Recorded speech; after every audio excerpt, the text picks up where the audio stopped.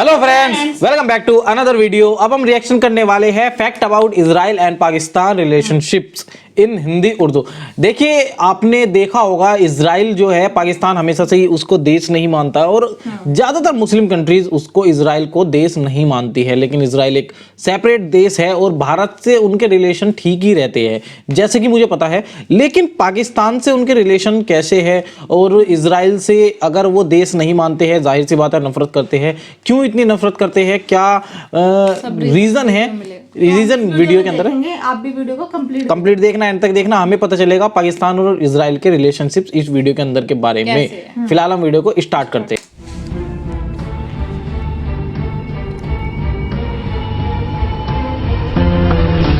Discover the world. Channel का intro बड़ा खतरनाक बना रखा है इन्होंने, हकीकत में नाम पे गया है चैनल। डिस्कवर द वर्ल्ड के मुअज़्ज़िज़ दोस्तों, अस्सलाम वालेकुम। नाज़रीन, पाकिस्तान और इसराइल दो ऐसी रियासतें हैं जो एक नजरिए पर बनी हैं। पाकिस्तान इस्लाम के नजरिए पे, जबकि इसराइल यहूदियत और सहूनियत के नजरिए पे। ये दोनों नजरियात एक दूसरे का उलट हैं और इनका टकराव हमेशा हर दौर में रहा है। क़याम पाकिस्तान के अवाइल में ही इस बात का ऐलान कर दिया गया था कि पाकिस्तान कभी इसराइल जैसी मुतनाज़ मुमलिकत को तस्लीम नहीं करेगा, और ये अल्फाज किसी और के नहीं बल्कि बाबाए कौम हजरत मोहम्मद अली जिन्ना रहमतुल्लाह अलैह के थे। अव्वल दिन से इसराइल पाकिस्तान से खायफ था और पाकिस्तान का वजूद उसके लिए बायसे तस्लीम नहीं था। पाकिस्तान के पहले वज़ीर आज़म लियाकत अली खान को एक बड़ी रकम बतौर इमदाद पेश करने का लालच दिया गया था, जो कि उस वक्त अरबों की मालियत थी, और शर्त रखी गई थी कि वो सिर्फ एक बार अपनी जुबान से इसराइल को तस्लीम करने का ऐलान कर दें। लेकिन लियाकत अली खान ने उस वक्त बड़ी सख्ती से ये बात वाज़े की थी कि ऐसा होना किसी सूरत भी मुमकिन नहीं है। पाकिस्तान कभी इसराइल को तस्लीम नहीं करेगा। अब यहाँ सवाल ये उठता है कि आखिर इसराइल को ऐसी भी क्या आफत आन पड़ी थी कि सारी दुनिया को छोड़कर इसराइल पाकिस्तान से ही खुद को क्यों तस्लीम करवाना चाहता था। ये बहुत ही आम सवालात हैं। ख़वातीनो हज़रात, पाकिस्तान बनने के चंद साल बाद इसराइल के वज़ीर आज़म ने इसराइली कौम को मुखातिब करके कहा था कि तुम्हें अरबों से कोई खतरा नहीं, तुम्हें खतरा सिर्फ पाकिस्तान से है। पाकिस्तान के वजूद को मिटाना होगा। यहाँ सोचने की बात यह है कि आखिर उस वक्त एक गरीब और परेशानियों और मसाइल से घिरे लुटे पटे एक मुल्क से किसी को क्या खतरा हो सकता था। उस टाइम पे तो भारत भी बहुत गरीब था यार, आजादी के पास कोई इतने जदीद हथियार भी नहीं थे, ना ही एटम बम का तस्वर था। अरब ममालिक तो उस वक्त भी तेल और कुदरती वसाइल से माला माल थे, इसराइल को टक्कर देने की पोजीशन में भी थे। लेकिन इसराइल की कमाल चालाकी से उनकी हुक्मरानी में अयाशी और फहाशी का ऐसा जहर सिरायत कराया कि वो इसराइल के खिलाफ बोलना भी बकवास समझने लगे। उन्हें यहूदी और बैरूनी कंपनियों और सरमायाकारी के जरिए दौलत की रेल पेल में लगा दिया गया कि जहां अब उन्हें इन चीजों से दूरी मौत से कम नहीं लगती। पाकिस्तान को हर तरह से लालच देने के बाद 1965 में इंडो पाक खून रेज जंग छेड़ी गई, जहां इसराइल ने इंडिया की हर तरह से मदद की। लेकिन अल्हम्दुलिल्लाह मुजाहिदीन वतन ने दुश्मनों को मार भगाया। इसराइल ने हर फोरम पे खामोशी से ही सही लेकिन पाकिस्तान की मुखालफत की। हमारे मुल्क के गद्दार सियासतदान तो शायद दहाइयां पहले ही इसराइली माल के लिए अपना मुल्क को धर्म बेच देते, लेकिन इस कौम की तरफ से आने वाले रद्द अमल और पाक फौज की तरफ से सख्त मुखालफत का डर हमेशा उन्हें इस कदम से रोकता रहा। हमारे सियासतदानों ने मुल्क को इसराइली और उसके दजाली इदारों का मोहताज करने में कोई कसर बाकी न रखी। ये इसराइल का हाथ ही था कि 1971 में आप दो लख्त हो गए।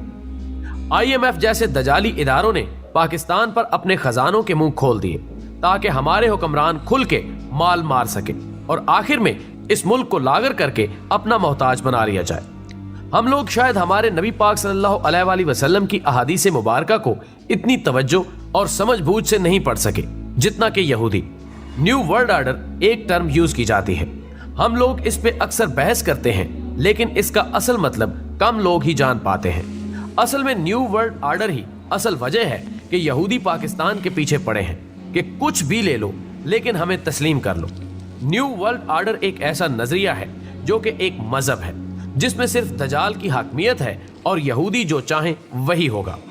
इस न्यू वर्ल्ड ऑर्डर के तहत दुनिया के हर मुल्क को उसके ताबे होना होगा और दुनिया के हर मुल्क को अपने आईन, अपने मजहब से दस्तबरदार होना होगा। सारी दुनिया का बस एक ही मजहब पे इत्तेफाक होगा, बदले में दुनिया जहान के खजाने आपके कदमों में होंगे। اور وہی کچھ ہوگا جو دجال اور اس کے چیلوں کی مرضی ہوگی۔ اب سوال یہ یہودیوں کے ہے بارے کہ میں بولا جا رہا پاکستان کے لیے اسرائیل کو تسلیم کرنا کیوں ناممکن ہے؟ تو دوستو، اسرائیل کی ریاست وہ ریاست ہے جس سے ہمارے نبی آخر الزمان حضرت محمد صلی اللہ علیہ وآلہ وسلم کی احادیث مبارکہ کی روشنی میں مسلمانوں کی آخری جنگ ہوگی۔ اس جنگ کے لیے وہ مجاہدین، وہ فوجیں جائیں گی جو مشرق سے ہندوستان کو فتح کر چکی ہوں گی۔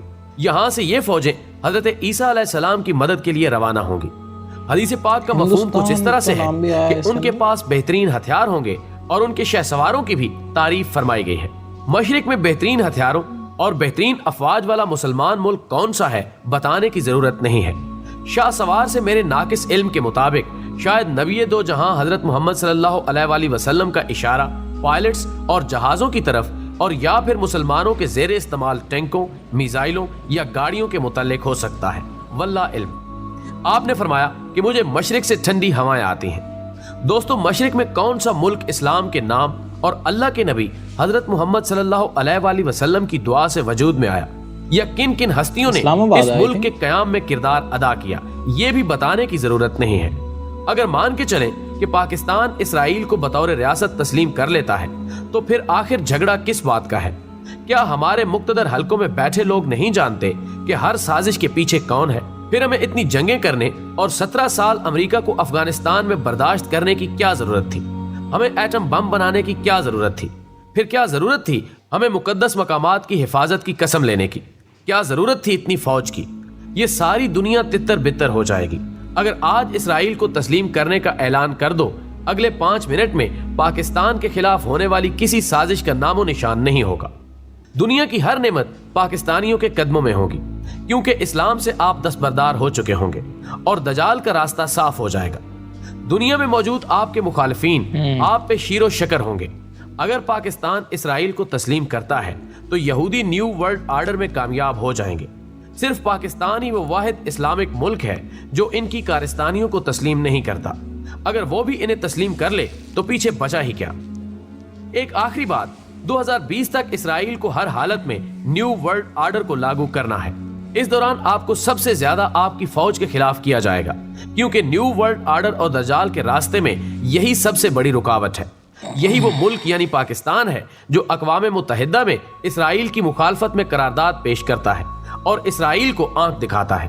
اس لیے دوستو، چند ایک غداروں کے سبب ملک سے مایوس مت ہونا۔ یہ فوج، حکومت اور عوام میں اختلاف پیدا کرنے کے منتشر ہیں۔ اب آگے آپ پہ منحصر ہے آپ کا کتنا ظرف ہے۔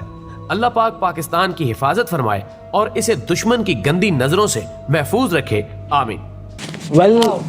اگر ہم دیکھیں کہ کسی ملک کو دشمن سے بچانے کی تو وہ تو آمین، وہ ٹھیک ہے، ہر ملک دشمنوں سے بچا رہے اور ہر ملک اپنے راستوں پہ چلتا رہے۔ لیکن ویڈیو کے اندر کافی ساری چیزیں ہیں پاکستان اور اسرائیل کو لے کر، ان کے جو ریلیشن ہے وہ کیوں خراب ہے، اور یہودی جو ہے وہ کیوں اسرائیل جو ہے پاکستان کو ہی کہتا ہے، کیونکہ آئی تھنک لاسٹ نبی جو ہے ہمارے، انہوں نے یہی بات کہی ہوئی ہے کہ اس طرف سے ہی سینا جائے گی وہاں پہ لڑنے کے لیے۔ تو یہ تو پاکستان یا انڈیا کی اس طرح کی ادھر تو ایسی ہی ہے، لیکن بھارت کی بات کریں تو ہم ریلیشن کافی اچھے ہیں اسرائیل سے، جو کہ سبھی کو پتہ ہے، نیوز میں بھی آتا ہے۔ پاکستان کے ریلیشن اچھے نہیں ہے، وہ اسلامک کنٹریز سے ریلیشن اچھے نہیں ہوتے یہودیوں کے، وہ تو ہم نے اور بھی ویڈیو کی ہوئی ہے یہودی اور مسلمس میں کیا لڑائی جھگڑے رہتے ہیں، تو آپ دیکھ سکتے ہو۔ ویڈیو انفارمیٹیو تھی، اچھی تھی، آپ لوگ دیکھیے، کمپلیٹ کمنٹ کریے، لائک کیجیے اور سبسکرائب کیجیے channel. Thank you for watching this video. ملتے ہیں آپ سے اس طریقے نیکسٹ ویڈیو میں، تب تک کے لیے tata, bye bye, take care.